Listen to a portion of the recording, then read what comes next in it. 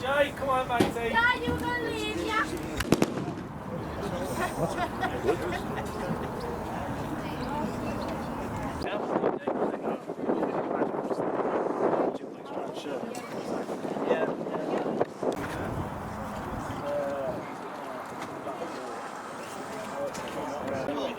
Yeah, well, that was the down thing. As I say, there were only the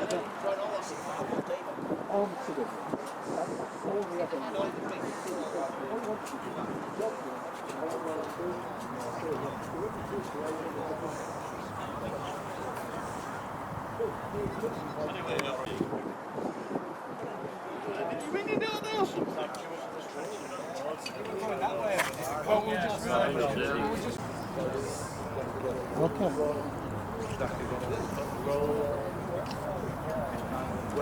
That's like they have Budweiser. From the trench. That gets you Foster's in this. I don't know about that. No, Budweiser. The actual Budweiser was a Czech stuff. It was a Sask Budersville. We passed it on train, in fact, I've stopped in Sask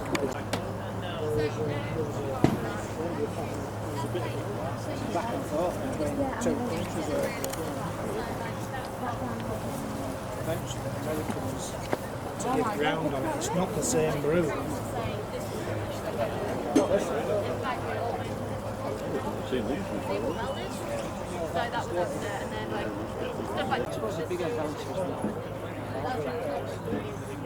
The vast majority is flat rate, isn't it? Is it 5 minutes, 6 minutes? And this one is Yeah, so 6 minutes. yeah, you found a picture. Yeah. It's just a...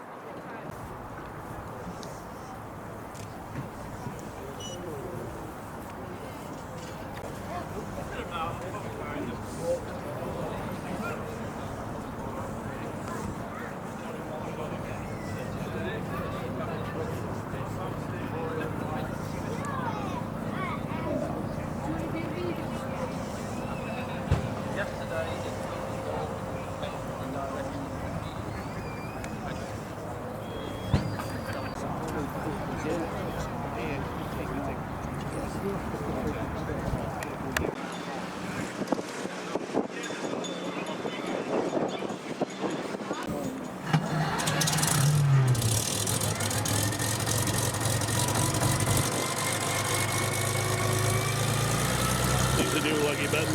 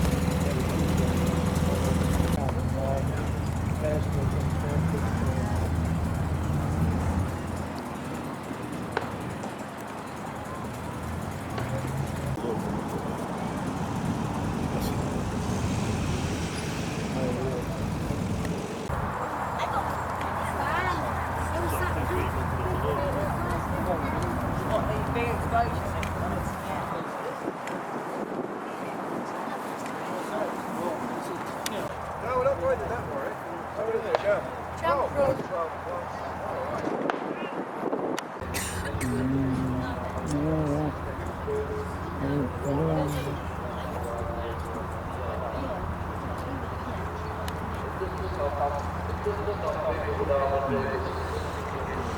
can put it on. You can put it on pause and video then.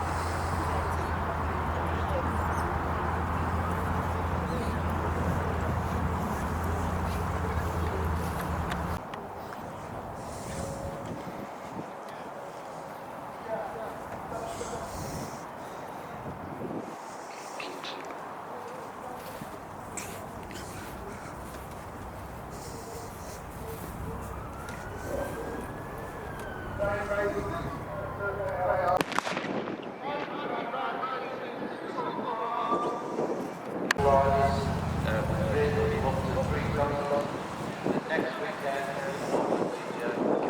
Catherine, North Yorkshire, there is an off-roading event only for participants because it's not good as we training races. There's no public and no public event. So if you want to do some off-road driving on a dedicated military range, especially for off-road driving, come to the PA centre. Can't call it the caravan anymore. But goodness me, you don't have to wait an hour just to load something, a small vehicle onto a trailer. Following the ERR, you can see a small vehicle. I'm not quite sure what it is now, because it was dropped by parachute, and because it was dropped by parachute, the chassis had to be beefed up.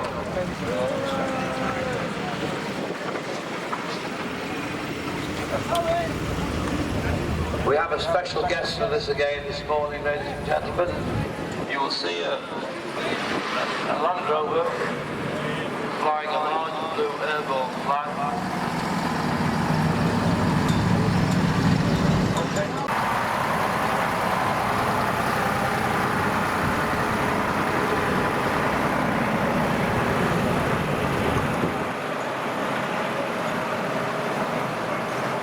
The blue airborne flag is Ben Parkinson from Doncaster, one of our severely injured veterans from the Gulf War. It's great.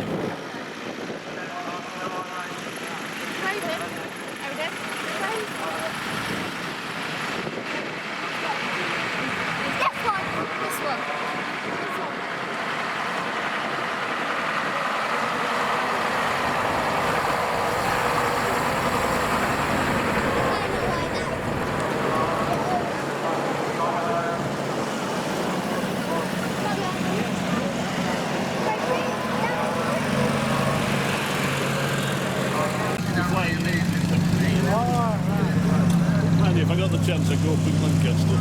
I would.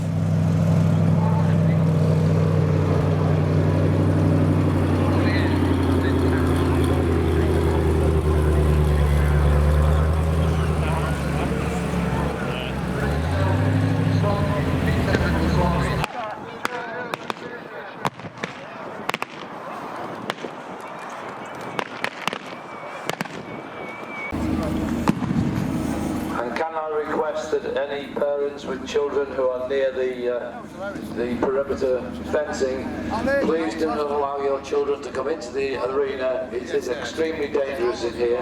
There are unspent cartridges, unfired cartridges here. So please, children, stay outside. If it looks nice and shiny and you want to pick it up, leave it alone. While we're waiting for the next parade of vehicles, I'd like to... Bloody Germans have invaded, haven't they? Is that normally up? Sponsor, which is... What a world we create So you can shoot parachute. for ourselves and others to the main battle at 4 o'clock this evening, or this afternoon. There are plenty of things to do and to see. If you're feeling a bit packaged, we have plenty of food stalls, selling everything from have to ask the crew here for pizza.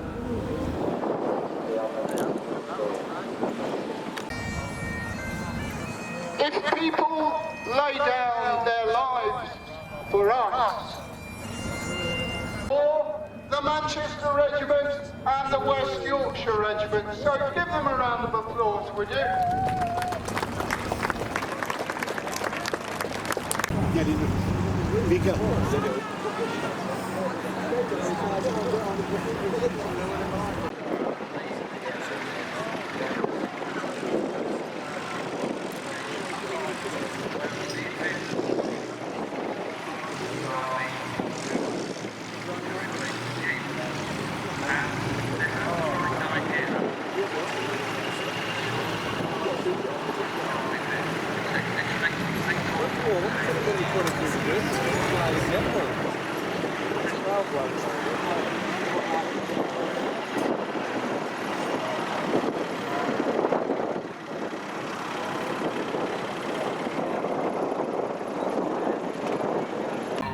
Old tanks, German tanks, M10, all kinds of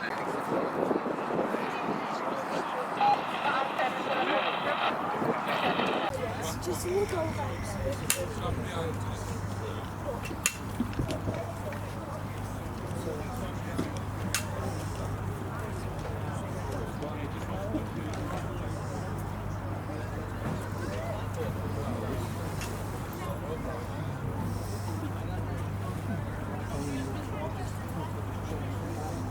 No, I'll just wang it if it's got wet.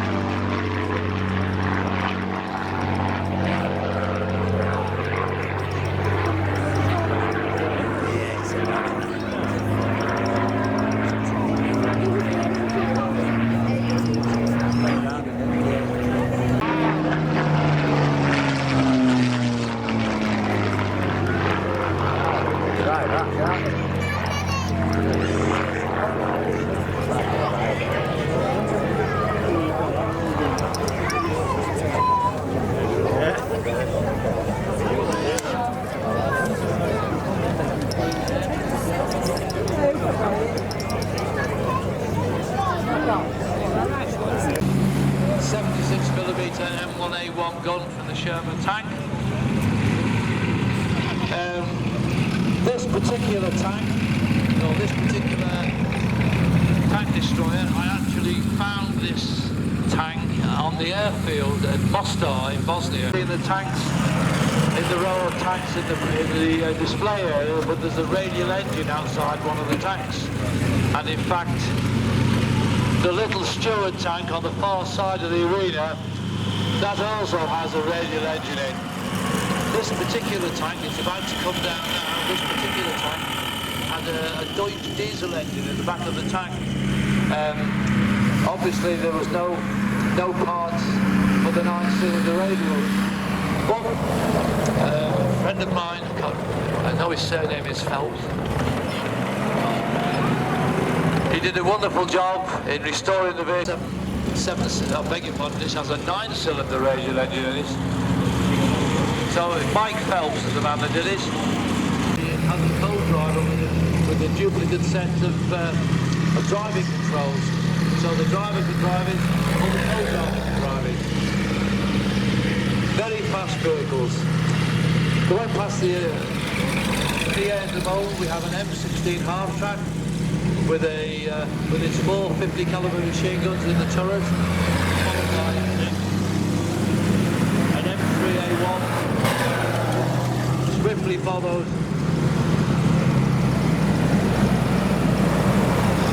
by the Draco Bandit. You hear the popping of the sputtering there of the 7-cylinder right aircraft engine.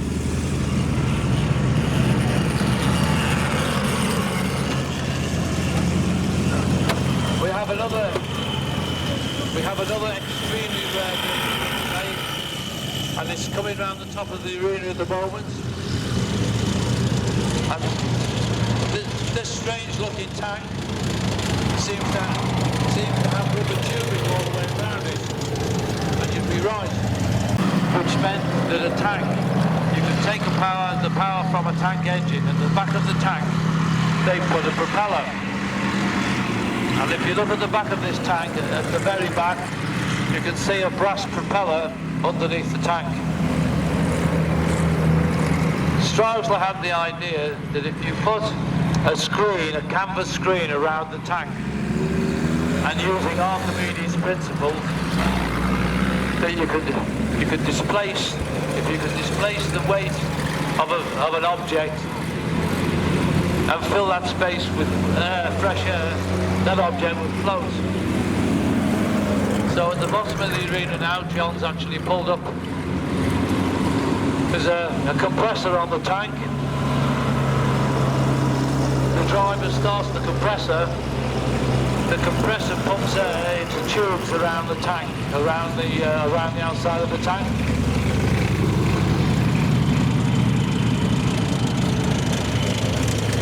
The compressed air rises, it lifts up the canvas, and then you can drive into the water, engage your propeller, and you can actually drive the tank in the water. And these tanks were actually, weren't actually used in action, but they were actually built. There's about 12 built as trial vehicles, and they trained the first DD crews. The DD tank was actually applied to the Sherman, or the principle was applied to the Sherman, and of course these vehicles were used on D-Day with varying success. The British and the Canadians were very successful in their use of DD tanks. The Americans not so, because they were launched too far out, the tide turned, and instead of driving 2 miles to the shore, some of these tanks were 8 or 10 miles from the shore, and unfortunately all of the tanks sank and lost most of the crews. The other remarkable thing about that tank is not just the propeller that's on the back. The propeller was actually recovered by a Royal Navy diving team from a bay off in Dorset from a DD tank which had actually sunk during the training. Michael was a dispatch rider in the Royal Signals from 1942 to 1946, and we've got a bit of a crib sheet of what he did in the army. He was trained in New Haven.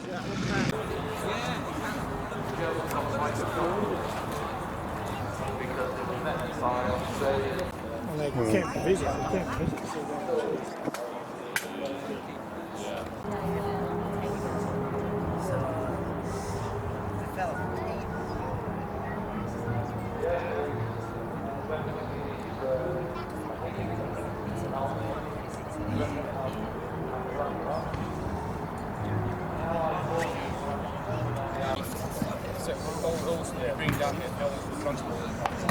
That's crazy. Right, we've got to get back, mate. Yeah, no, it was good to see you. I saw you yesterday, but I couldn't get your attention. I think you were having a heat.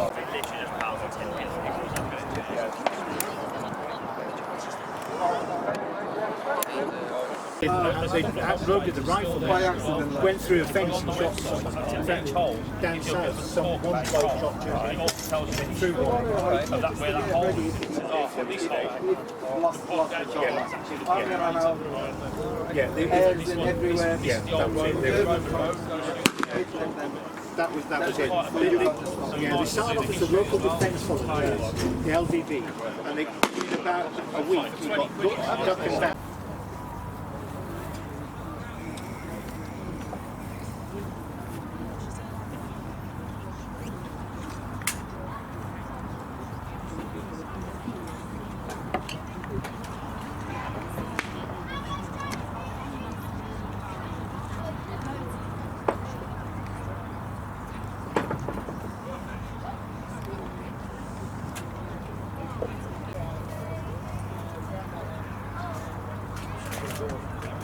Yeah, exactly. Right, good done.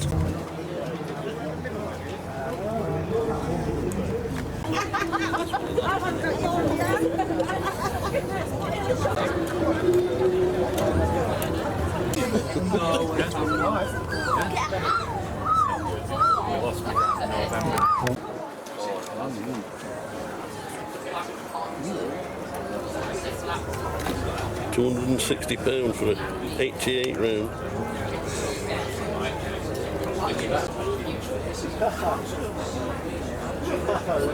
He actually his wife.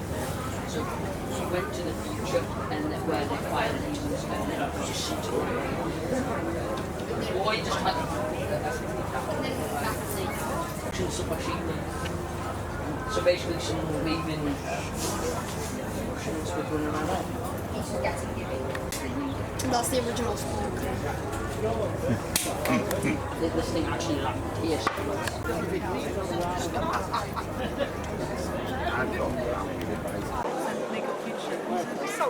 I tried going out for a walk and I want to look in the...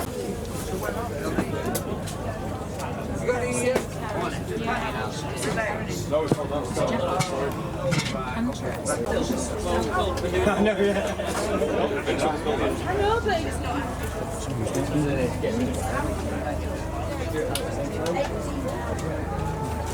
This brings back memories for me. It's burned. I remember when it was burned.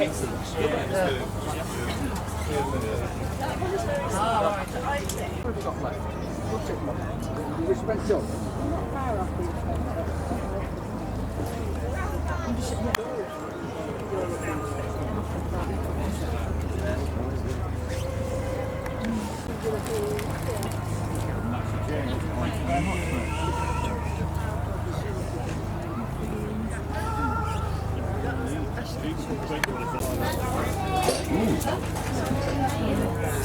There's Wolverine with simulation.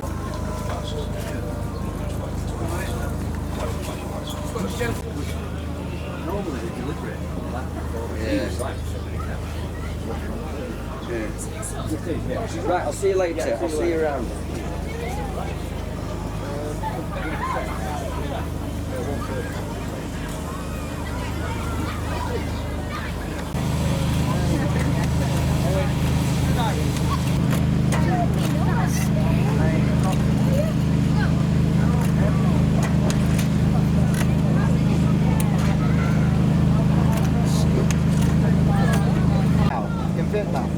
It was in Old Field Hospital, so what happened when the guys lost their tags or they needed extra stuff, the original tags were done on a really big machine, but this was just for amendments amendments and stuff like that. And then the tags we use, we get them direct from the States, so they're proper surgical. In fact, it says that's USA on it. So it's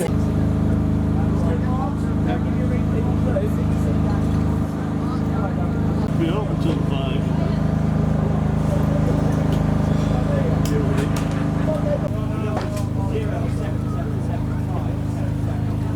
Nice. Part of signal, isn't it? I've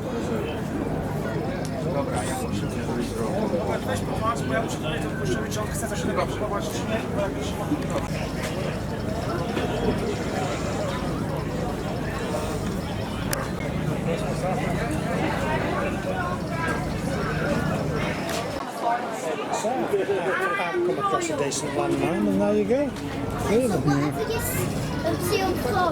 Say how much you want for that one. Won't be cheap. I've got to get back to work tomorrow.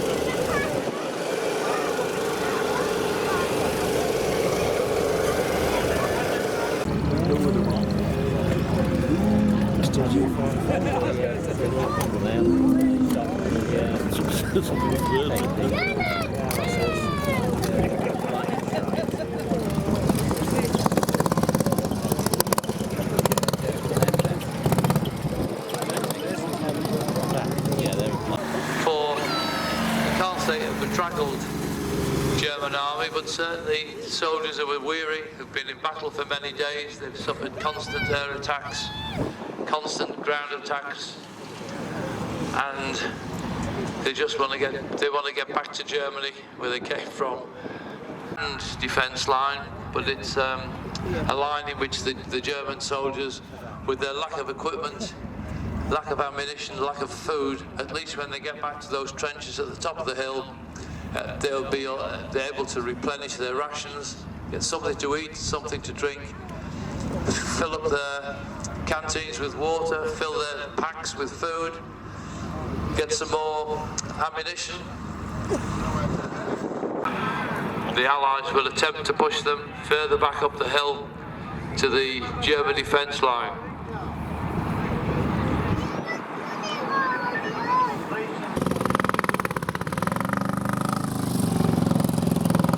Now the Allies will have been watching the retreat of the German soldiers. The Allied artillery will know the position of these soldiers, and they will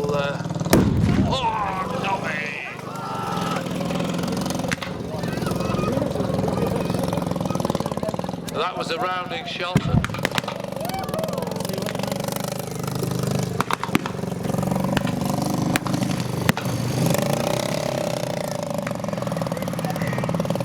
So that rounding shot has made the Axis troops retreat, coming under heavy bombardment.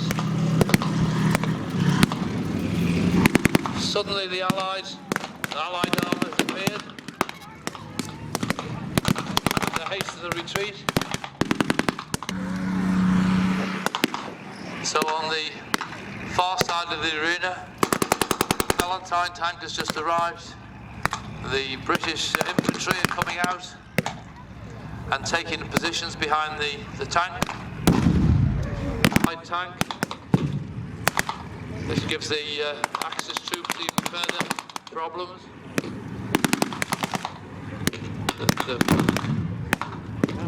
Is also firing back.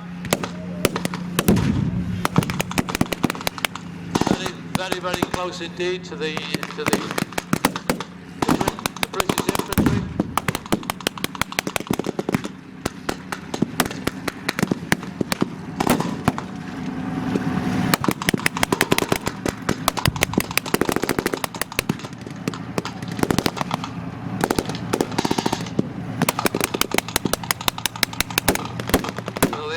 Troops are getting themselves into position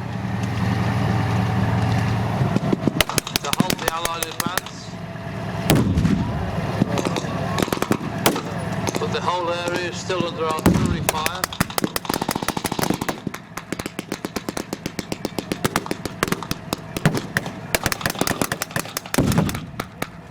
But there's been a spirited German counter-attack. These are battle-hardened soldiers. They're veterans.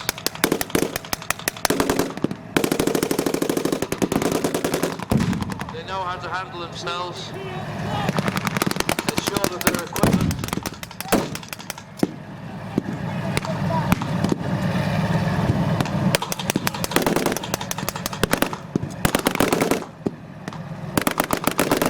But slowly but surely, the Allies are advancing. They're slowly but surely forcing the German infantry back.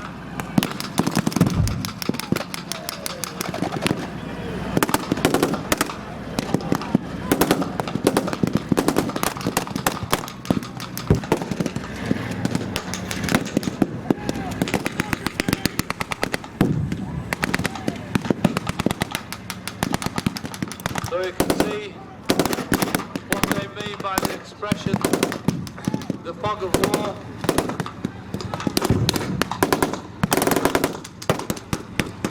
It's quite difficult to know exactly what is going on.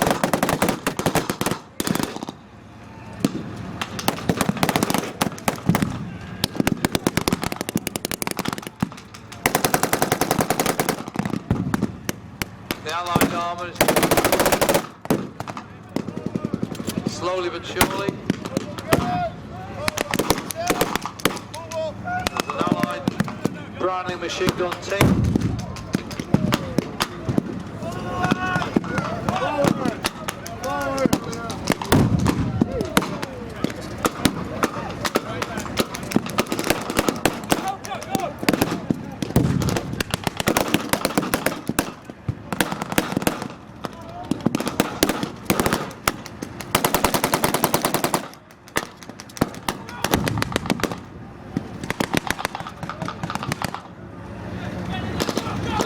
Artillery is now concentrating its fire onto the trenches, the German trenches at the top of the hill.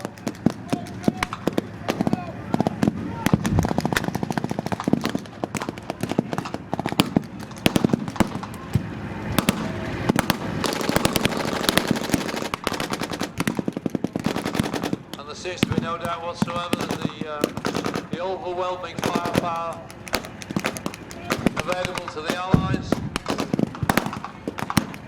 with the heavy armour, the artillery and the troops, they keep pushing the Germans back to the final defence line.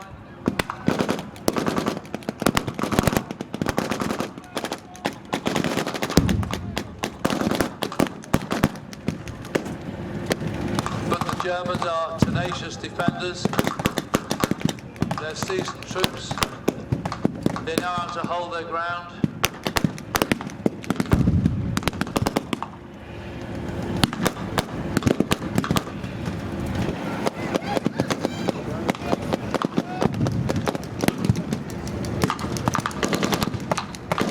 But despite a spirited defence, there is still plenty of fight left in the defenders. But now the Allied infantry is rushing forward, trying to overcome the resistance.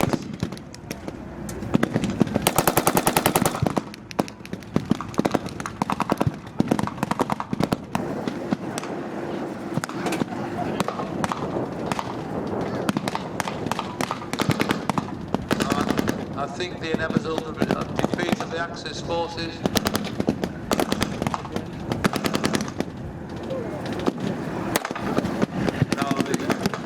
the outnumbered defenders are now surrendering.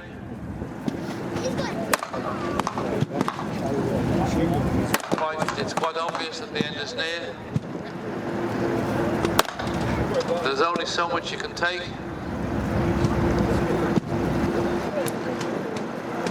And I think unless there's some fanatical resistance, that will be the end. Any further, yes, they're coming out of the trenches now. And they surrendering. Yes, the final defenders are now, they've surrendered.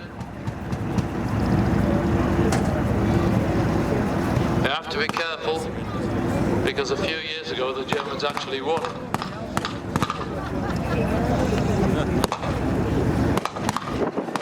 So there's just a mopping up operation now, just to ensure there's no fanatics who are prepared to die for the cause.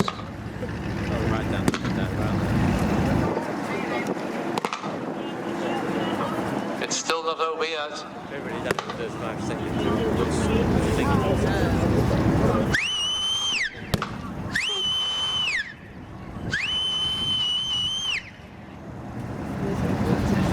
Thank you very much indeed. That was Mel's whistling for his sheepdog. It also means end of exercise. So, can we have a round of applause, please, for these excellent. It's always end with the participants parading before the audience. As I mentioned earlier this afternoon, there's plenty to see on the showground. It's not a good idea for everyone to go rushing out to their cars to get out as soon as they possibly can. It only causes frustration and hold-ups because of the traffic lights, which hold up the traffic. You'll see now that all the participants now are holding their weapons with the bolts open, so that the NCO can check that there's no rounds inside the chamber. It's very, very important. And this is necessary at the end of every single reenactment for safety reasons. All weapons are checked to ensure that they're empty. There's no possibility of a live round or a round being inside the chamber and accidentally discharged.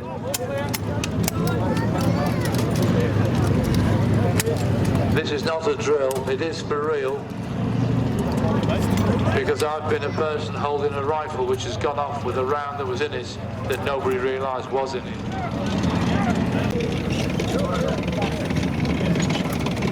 Well, ladies and gentlemen, there you go.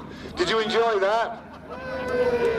Oh, that's a bit quiet. Yesterday, the Saturday crowd, they blew the roof off. Did you enjoy that? Well, we'll just like to say one or two thank yous. First and foremost, all the military vehicle owners who come every year and give up their time at a great cost to support the Yorkshire show, along with all the reenactment groups who do the same. They all spend a fortune on kit, trying to look accurate and do what they do and put displays on and battle recreations, as you've just seen. These guys are very passionate about what they do, both with the vehicles and obviously the groups, the weapons and equipment. Now I think the Yorkshire Wartime now, we're on our, I think, 10th anniversary year, it's supposed to be. But these shows don't happen unless people like you, the public, come along and support us. We're always happy to try and gather what we can for entertainment purposes, such as these guys and the vehicles and the stalls, but we can't do it without support from people actually coming to the event. So we'd like to say from the YWE team, and certainly all the participants on our 10th anniversary, thank you very much for your support over the years. For those of you it's first time visit, thank you for visiting. Hopefully you'll come and see us again next year.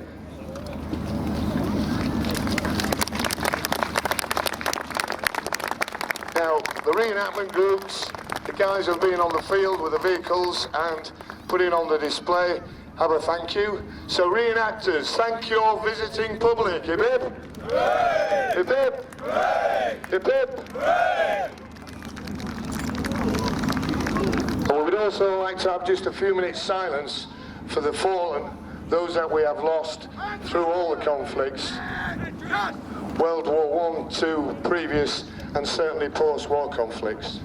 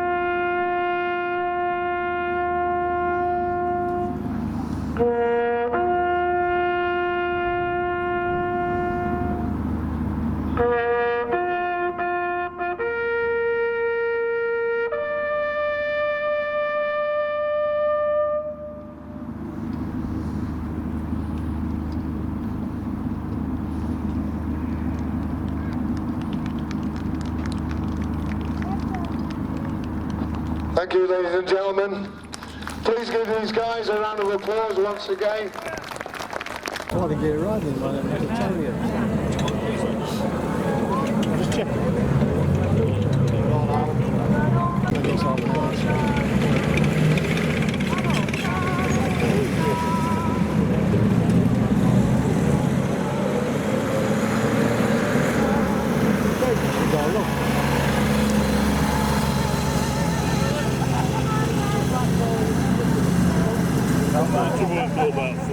He's getting your shower up.